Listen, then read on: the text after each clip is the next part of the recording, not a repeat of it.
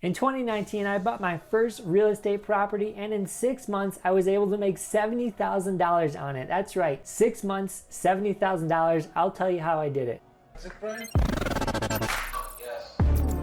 Real estate is a powerful tool if you know how to use it. It's simply how the rich get richer. When I bought my first house, I only invested $35,000 on it, and in 6 months, I was able to make 100% return on that investment. I just used two simple strategies, and these strategies have the power to make you millions if you know how to scale them. So if you stay tuned till the end of the video, you'll know 100% how to implement these strategies and have success in the housing market. But first, let's go through the process of what it's like to get a house, put work into the house, and make money from the house. So the first step to finding your first real estate property is to find the proper realtor. What the realtor is going to do for you is help you bid on the house, show you all the houses in the neighborhood, and because they're in charge of so much, you really want to get someone that you trust. Someone that's going to give you their time and someone you trust to connect you to the right people, the loan officer, and more. But even before you find the right realtor, you have to get a loan locked in so you even know what your buying range could be. And for me, this was impossible because I worked a 1099 job. I owned my own business for the last couple years. I didn't have the income to get a loan to buy a real estate property. So luckily, my wife worked a W-2 job, had tons of student loans, but was still given enough to buy the house that you see right now, the house that we made $70,000 in the first year. So it's very, very important that you at least have a couple years in your business where you show consistent income where you could get a loan, or you have someone that you're married to or dating that could get you W-2 income. It's so much easier for you to get a loan if you have W-2 income. Now that you have those two things, you're ready to go, the realtor and the loan. Now you know your buying price that you're looking for, and you have the realtor that's willing to show you the properties in the area. And I can't speak for all the houses in America, but Colorado is one of the most competitive housing markets out there. Unfortunately, it took us a long time to find the right house, and whenever you're looking at houses, there's always something wrong. There's always a trade-off for the price. So although it's a good deal in a great neighborhood, the structural conditions are terrible. The house is about to collapse. So depending on where you live, it could be competitive, it could not be competitive. But if it's super competitive and you're looking for a deal, be careful of what you're buying. Make sure it doesn't have any serious problems on the inside. So for us, the house you're seeing right now, it had one big problem that helped us buy this house pretty easily. The sewer line was broken, so whenever you flush the toilet, it smelled awful in here because it was backed up. So everyone walking through the house didn't want to buy it. But we thought if everything else was solid in the house, this was a great opportunity because we could get the guy to fix it, the guy that owned the house, and we could still have a great house that was in great condition. So for us, after looking at houses that were completely collapsing, this seemed like a pretty small problem we could fix. And more importantly, it was an opportunity for us to beat out the competition and weed out the people that didn't want this. So now we found the house that we liked. We had to bid for the house to see if we could beat out the other buyers. And the key here in a competitive market like Colorado is sometimes you have to overbid to beat out the other buyers. Sometimes you have to pay more than the seller is asking. Just for example, I tried to buy a house in Colorado at $340,000 and we put in $345,000. So we were willing to offer an extra $5,000 on that house, and we got beat out by someone offering $365,000. So people are always outbidding each other, paying way more than the house is worth. But for this house, it was old, it smelled like crap, literally, and the sellers were asking $311,000. And at the time, the Super Bowl just happened and it was snowing and not a lot of people put bids on this house. So this might have been our best opportunity to buy a house. So this house was selling at $311,000. We put in an escalation clause for $315,000, which means if anyone put an offer for $311,000, $312,000, $313,000, we were willing to beat them up to a certain amount, which was $315,000. So for example, someone did put an offer in at the asking price, which was $311,000. And because we had an escalation saying we would beat any buyer by $1,000, we ended up getting the house for only $312,000. So that guy did not put an escalation clause, and that caused him losing the house. So for everyone looking to get into real estate, this is a key thing to do to allow you to beat out other buyers. It's a small trick that not many people do know. All we had to do is pay an extra $1,000 to beat out everyone else trying to buy this house. And unfortunately, the process doesn't stop here. After you get the loan, find the realtor, find the house, put the bid bidding price in, get the house, you have to go through a whole nother process where everything may fall apart. So I'm going to explain to you this process. Once your offer is accepted, you have 30 days to complete all this stuff, which is going to be getting the loan actually done, getting the inspection and the appraisal. So if any of this falls out, you don't get your house. So the first thing, the inspection, is when someone comes to the house and tells you everything that's wrong with it. And then once they find everything that's wrong, you have some negotiation room with the seller to decide what they're able to fix for you and what you have to pay out of pocket. So for example, let's say the house has severe structural damage where you have to pay $20,000 to get the house that is safe and livable. You can go ahead and ask the seller to give you that $20,000 to fix the house. Sometimes the seller will say no, and at that point, this is where everything drops off and the house goes back on the market. But most of the time when there's something wrong with the house, the seller's going to work with you because they want to get this house sold. They don't want it sitting on the market longer than it needs to be. So for us, with the inspection, the sewer line was busted and we also had some structural damage with the bottom wall downstairs. We were able to get both of those covered by the seller, which was over $15,000 in fixes, fortunately. And luckily, we didn't have to pay that out of pocket. And after the inspection and after the loan goes through, the last thing is going to be that appraisal. So someone's going to come to the house, look through it, and tell you how much it's worth. And the problem is, if it's worth less than you bought it for, you have to pay the difference from the bank because the bank's only going to give you as much as the house is worth. So let's say the house came in at $290,000 for our 311 house. We would have to pay $21,000